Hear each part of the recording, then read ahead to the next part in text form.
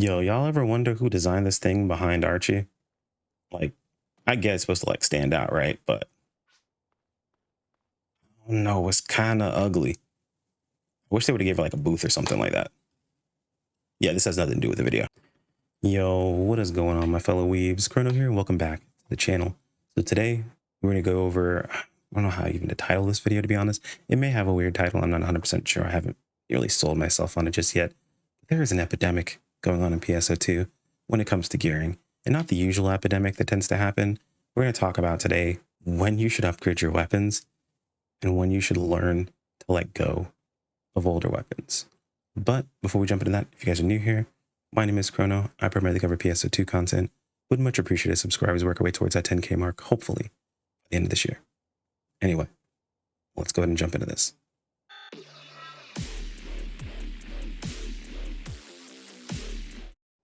So what do I mean by an epidemic when it comes to the whole upgrade process?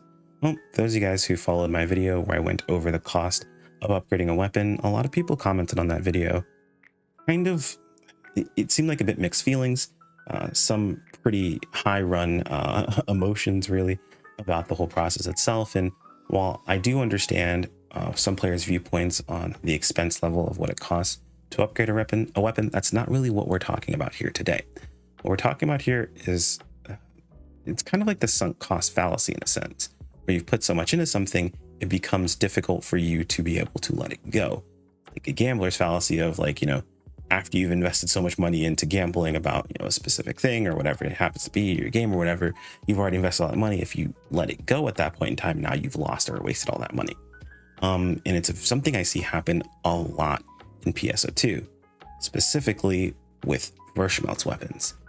And now, while I would normally say it's not that big of a deal when it comes to specific weapons, they have their places, and there's a lot of variances that are built in and percentage amounts. I'm seeing players hold on to these weapons far past what they are worth. I'm talking way down the line. We're still using Verschmelt's weapons, and we are on the precipice of 11-star weapons. To get an idea of what that's like, let me pull up my Verschmelts for you guys really quick. Give me one sec. So here are my Verschmelt's blades. They're Termina 4, running Gladia, Hal Finale, Speed Trebable, Gigas Maste, High El Domina, and XD Speed Melt Tack. Now, this should give you a little bit of an idea of when these work good. In case you're newer, you're like, what's a Verschmelt? Verschmelt essentially was the weapon that they released with the original Seal update, meaning that this weapon's been out for long enough for LaSeal to get a buff, long enough for them to redo LaSeal essentially, and update it with newer enemies and new weapons and things of that sort. We've had a few weapons in between Verschmelts and where we are now. So this weapon's been out for quite some time. Verschmelts are also 9 stars. Keep in mind, most people are running 10 stars if you picked up a Rayar, or if you got a Flugel Guard if you happen to get lucky during the event, or if you picked up one on the cheap after the fact. So this weapon is pretty dated. You've got, only about 1k attack.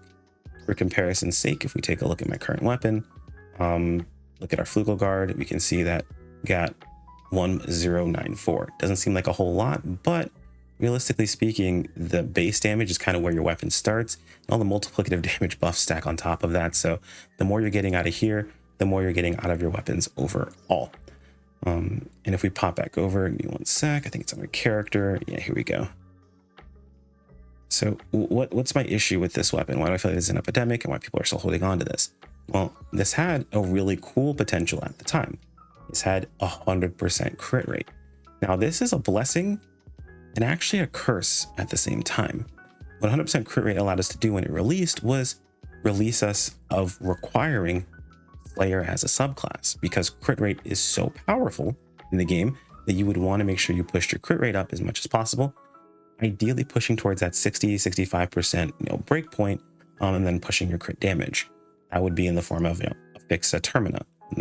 Basically the fixes we had here. Now, at the time of this release, this potency was 14%, and this Termina was, I think, 14% for level 4. It was much lower. Basically, you didn't get this much out of it. They rebalanced the fixes, and because of the impact it would have on this weapon, they also rebalanced the potential on this weapon as well, bringing it down by an extra 13, or bringing it down by an extra 4%. or 3%. I think this was 14%. They made 17%, right? So essentially the way this weapon works is you have a 100% crit rate. No matter what you do, you will always crit. Now, why is that a bad thing? Well, at the moment, we have access to a lot of add-on skills. And these add-on skills include crit rate. And the weapons by default also include a base amount of crit rate. Every weapon by default has a 5% chance to crit, excluding Argenti weapons. For some reason, they decided those weapons should not be able to crit. I don't know why, but you're really not building crit around those weapons in the first place. They're your stepping stone to starting things out, and starting things out, attack damage is kind of like your best friend. So fixed attack's what you want. But really, regardless, what you're doing is you're building into crit rate, then crit damage. That's kind of the name of the game. That's the way damage actually works out. And you're probably thinking, oh, well, you're just concerned about damage. Why are you so on about damage? Well, it's the lengths that people are taking these weapons is why I'm a bit concerned. If I had seen, people using a Verschmelz weapon with, maybe Fixa Termina, or maybe a Gladiusol, maybe Hal Finale, Gigas Mass, basically set up kind of like this, I would sort of understand. I would get where we're coming from here in this situation itself. However, on multiple occasions, I'm starting to see players with Gladiusol, Lux Hal Finale, Gland Gigas Maste, High Kavar Domina, and XD female techs and things of that sort. Like basically the current augment setups that you would put on gear on a Verschmelz. Why is that bad? Well, because if you're at the point where you can afford to put these augments on your gear, you're by default throwing out, I want to say nearly 25% crit chance for minus 17% potency. What do I mean by this? So we need to go over a couple of things to kind of understand where this is happening and why this is a bad choice. So a lot of players picked up Verschmelz a long time ago. They built their weapon up, they started using it. It wasn't like super crazy grindy to get. They made it pretty easy to get a hold of these weapons. So it wasn't a situation where you went through a very long grind and you had to try really hard to get them.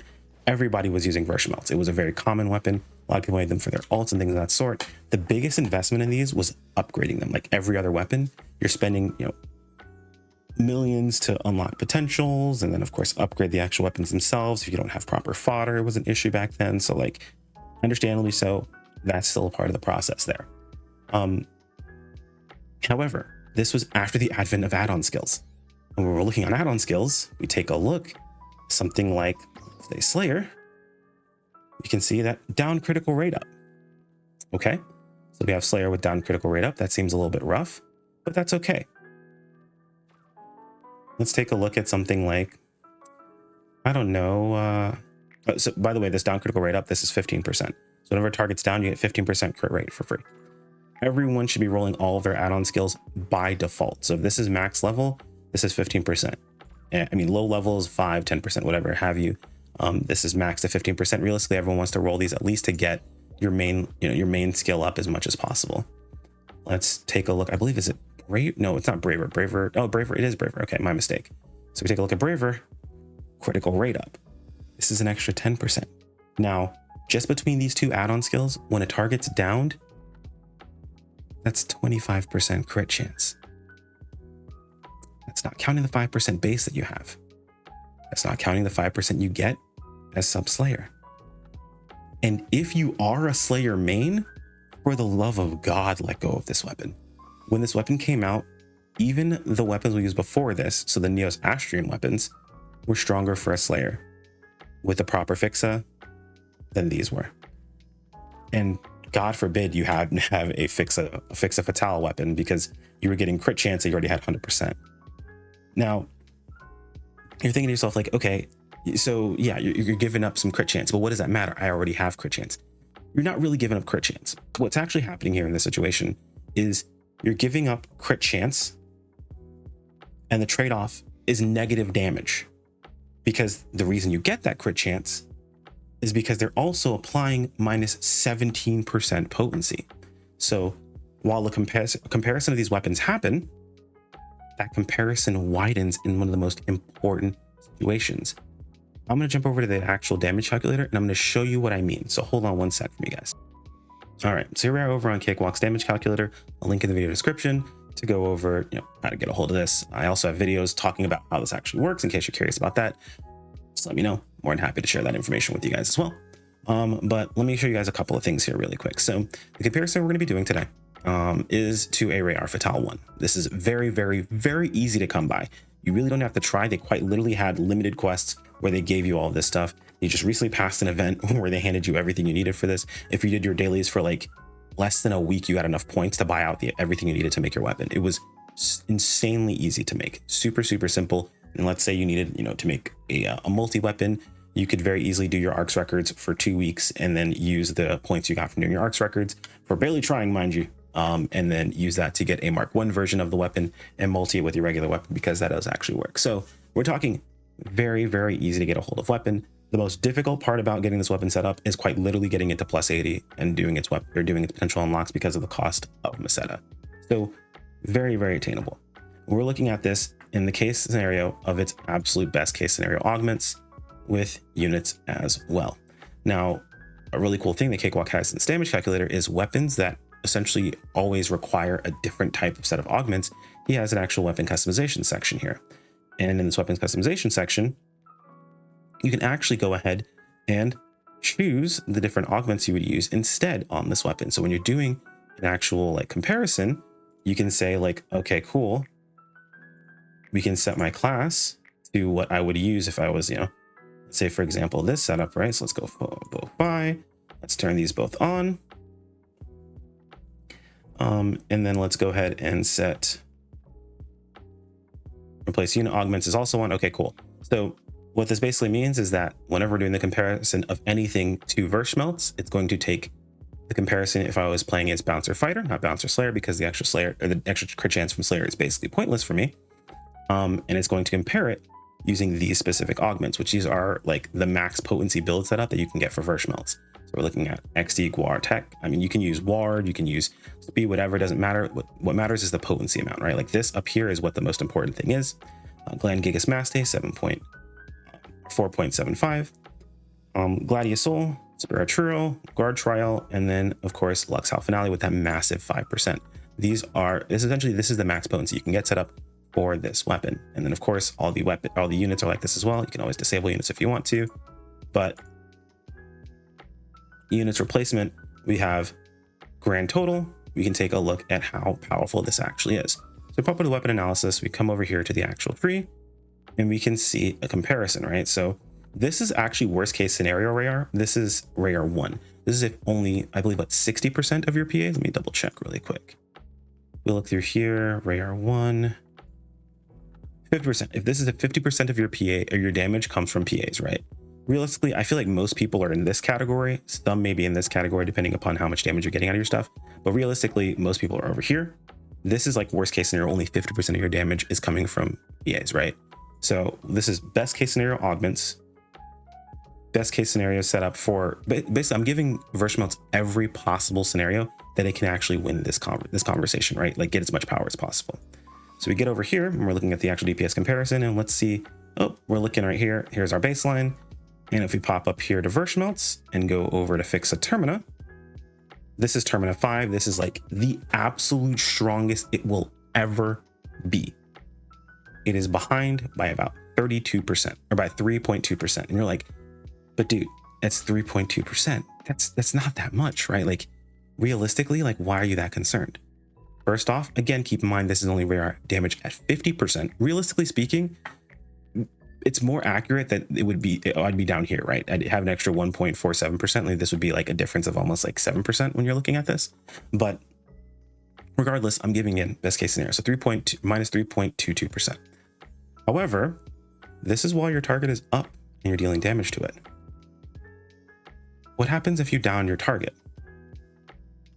So up here, you can see all the different add-on skills, and we're actually calculating with add-on skills, right? So like we're working with add-on skills here. Down critical rate, all that good stuff. So right now being applied 0% because the target's not downed. And I might be stalling because I don't know where Cakewalk moved the down toggle. Hold that thought, guys, 1 sec. Guys, it's all the way over here now. So let's toggle if the target is down. So again, keep your eye on that 3.22. Well, Now it's 9%. So now we're at a 10% deficit. And that is in the best case scenario for Verschmelz. This is pretty bad. Like this is very bad. And you're probably thinking, oh, well, like, why does that matter? Like, it's a 10% difference. Meh, okay, I understand. I get it. Then we're also only looking at Fixa Fatale 1. We know that Fixa level 1 is mostly free nowadays. You get this by literally just doing your weekly trade-in. You can get Fixa level 2 over time. And now we're at a 10% deficit. Again, that's at the 50%. What happens when we look at Rayar 3?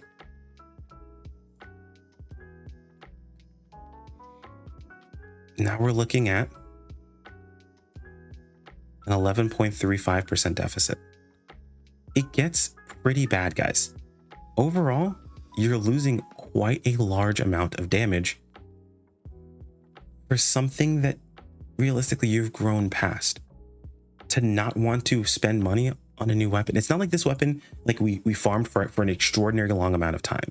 It's not like you're putting in vast amounts of things in this. And it's also not like you're in a situation where you're like me and you have the weapon with, Gladius Soul, Isle Domina, Gigas Master, and things like that. People are putting millions into a weapon that is realistically behind by nearly 10% in most situations, in the most important situations. So the reason why this is so big in difference, right, is because downs, where you do most of your damage, actually, when a target is down, knocked down, whatever happens. I mean, now granted, some of these things aren't classified as downs in every situation, but realistically speaking, a lot of your damage, this is where big damage happens. This is where damage matters. And I'm talking about damage because, again, people are setting up these weapons as if they care about damage. They're spending millions on the proper augments on the wrong weapons. And it makes absolutely no sense to me. Why are we investing literal millions to set up a weapon that has long overstayed its welcome? If this is a situation where you're like, I'm on an ult, or I'm waiting for the next weapon, or I haven't set up a new weapon yet, 100% understandable. However, given what we're looking at right now, I actually want to show you guys something. Let's take this and let's dumb it down way further. So right now you're seeing a much closer comparison, right? So we were still looking at Rayar, still looking for Fatal 2, and like, oh, now Verschmelz is like 1.44%. Yeah, because I put all LC augments on, I drastically dropped what this is using. This is all LC minus the capsule. Now this isn't fully optimized. You can definitely kind of mess around with this a little bit more depending upon your class, depending upon, how comfortable you are with negatives. But I decided, you know what, let's just put LCs in here and take a look at this, right? Because LCs are mostly free. They throw these out everywhere consistently. And dude, you're only ahead by 1.44% on a down. In the most important situation of dealing damage, you're ahead by 1.44%. I mean, of course, while the target's up and moving around, cool, you're ahead by 7.78%. But keep in mind, that is with Bland Gigas Maste, Lux Hal Finale, and Grand Dread Keeper. Like basically these three here are kind of the biggest one, or these two here are kind of the biggest ones, Lux Hal Finale and Gland Gigas Maste, because they're not LC variants of those. These are LC variants of the step behind them, meaning it's even more of a difference. And that's on every single piece of gear. So that's if you didn't invest any money at all, you just used LC. In that situation, with the absolute best case scenario setup for a Verschmelz, you're not even ahead by 10%. If I compare this to actual Verschmelz with LC augments, it would be a wash. Same situation as beforehand. Guys, I totally understand not wanting to upgrade your weapon because of the Meseta cost. That much I get. While I don't agree with it, I can understand people's concern. What I don't understand is investing literal tens, if not hundreds of millions on these weapons still that are worse. I've always told you guys, upgrade to your comfortable position, to where you feel like you're in a good spot where you're not spending all of your money. But this is not it.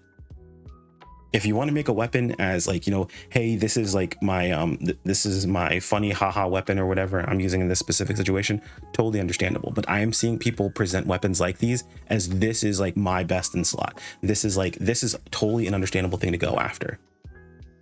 This is silly. It's not worth your time. If you see this, I'm not telling you guys to tell this person that they're wrong or any individual person that they are wrong, because I've seen this. It's not even just one, it is more than one person. It is the number of people I've seen do this is a little insane. So I wanted to make a video telling, or at least spreading awareness for you guys out there that, hey, look, again, I understand it's expensive to upgrade your weapons. I understand maybe you don't want to invest that much money into them. However, holding on to old weapons for this long is not the play. If you're going to invest that much money in the weapon, get a new weapon. Put that money towards something new and put a reasonable amount of investment in it. That way you don't feel like you're losing out on that money. Now you could be playing the long con, right? You could be like, oh, you know, well, maybe if I invest in this weapon specifically, then they'll release augmentation transfer and I can transfer it onto a new weapon. Totally understandable. You know what? Maybe you're playing the long con and you're ahead of the rest of us. I get it. However, we don't know that's how that works. We don't know that that's what people are doing. I can tell you from experience that I have not seen a single person talk about that when they're talking about using these weapons. Hopefully I've driven this enough home for you guys. Again, if you have any questions, if you're in a situation where you're like, I don't know what to upgrade to, I don't know how to upgrade my gear, I don't know what to do, by all means, feel free to reach out to me. You guys can join my Discord at the link below. Click on me in the top right hand corner and send me a DM and say, hey, look, this is what I've got to work with. Can you help me figure out the rest of what I should be doing? We are more than happy to go through this with you. I'm actually going to start doing this for my for people that are joined on my YouTube channel or my subs over on Twitch. If you guys are either sub on Twitch or if you're a member on the YouTube channel, which we have recently added the join button so you can become a member on YouTube, let me know and I will have a full-on sit down with you and we can talk about an entire gear plan of what you can do as far as upgrading your gear in a reasonable amount. That way you're not spending all of your money and you still have your money for fashion at the end of the day. By the way, guys, thanks for watching all the end. I know this was a longer one. I know I harped a lot of things home in the situation itself, but there are a lot of people that don't understand the gearing process, and I'm seeing a lot of people show this stuff off. And I don't want people to get stuck in these sinkholes where they spend hundreds of millions on gear that they realistically could have gotten so much more out of that money and saved so much more money and bought some sick looking fashion along with it as well. Anyway, guys, take care, my friends. Peace out.